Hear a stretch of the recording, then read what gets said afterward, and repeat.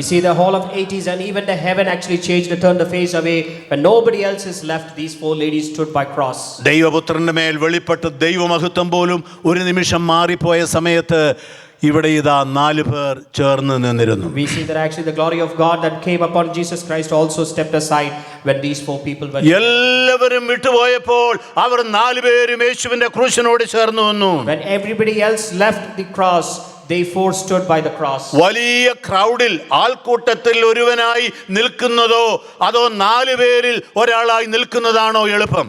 Which is the easier one, to be a part of a big crowd or be a part of the 4 people in there? ഈ കാലഘട്ടത്തിൽ ദൈവസഭയോട് ദൈവം പറയുന്നത് ആൾക്കൂട്ടത്തിനൊടുവിൽ ഒരുവനായി, ആൾക്കൂട്ടത്തിനിടയിൽ ഒരുവനായി നിൽക്കാൻ അനേകരുണ്ടാകും, പക്ഷേ 4 പേരിൽ ഒരാളായി നിൽക്കാൻ അനേകരുണ്ടാവില്ല. Let me remind you, church, there will be a lot of people to stand, be a part of the crowd, but a very few people to be a part of one among these 4 people.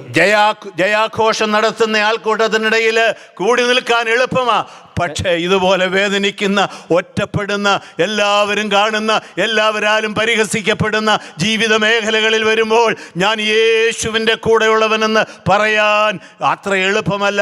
അങ്ങനെയുള്ള രംഗത്ത് നിൽക്കുന്നവനെയാണ് സ്വർഗത്തിന് വേണ്ടത്.